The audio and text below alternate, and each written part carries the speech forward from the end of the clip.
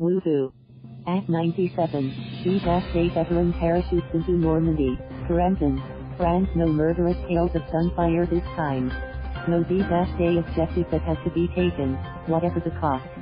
This time, 75 years almost to the hour after he parachuted into Nazi-occupied France, Tom Rice again found himself floating down through Normandy's skies, now a grizzled 97, Tyson-year-old thrilled as a little kid.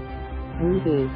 The ex-paratrooper yelped after hitting the ground, carrying the memories of comrades lost in battle and on a new mission of remembrance, this time for the ever-shrinking numbers who sacrificed so much in World War II. I represent a whole generation, Rice said.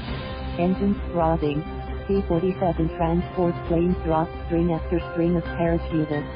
A couple of hundred in all, including Rice, who jumped strapped to a partner, not alone and laden with weapons as he did on June 6, 1944. It went perfect jump, Rice said after catching his breath. I feel great. I go up and do it all again.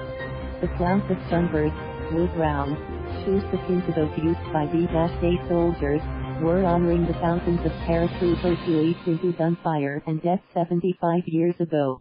Their landing zone Wednesday was fields of wildflowers outside Carentan, one of the targets of the airborne forces that were dropped in darkness on perilous missions to take strategic objective and disrupt German defenses so that the greatest amphibious invasion in history, on the D-Day beaches, would have a greater chance of success.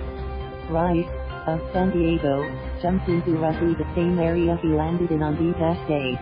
He said it was dark in 1944 when he hit the ground in hostile territory and he can't be sure exactly where he was. Rice jumped with the U.S. Army's 101st Airborne Division on that momentous day 75 years ago, landing safely despite catching himself on the exit and a bullet striking his parachute.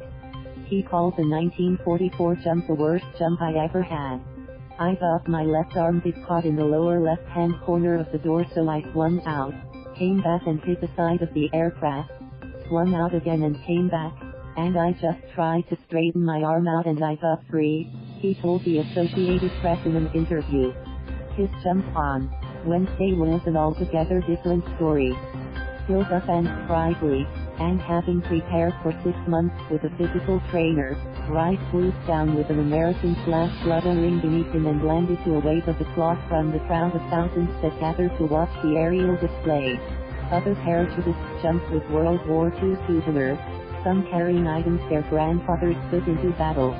Many spectators wore war-era uniforms, and music of the time played over loudspeakers. Robert Schaefer, a retired lieutenant colonel with the U.S. Army's Green Berets who served in Afghanistan, carried whiskey, cigars and the dog hat and wallet his grandfather, George J. Enoch, had with him when he fought as an artilleryman in France. I feel like I got to jump with my grandpa, Schaefer said afterward. British parachutists jumped later, Wednesday en masse over Centerville. D-Day veterans were expected to be among them. The jumps were part of events marking the 75th anniversary of the D-Day invasion. Asked how his D-Day comrades would have felt about him jumping, Rice said, they would love it. Some of them couldn't handle it. Many of them are deceased. We had 38% casualties, he said. Like many other veterans, he said he remains troubled by the war. All the we suffer from same blame and shame, Rice said. It bothers us all the time for what we did. We did a lot of destruction, damn it. And we chased the Germans out, and coming back here is a matter of closure. You can close the issue now, he said. Thank you for watching. Please subscribe.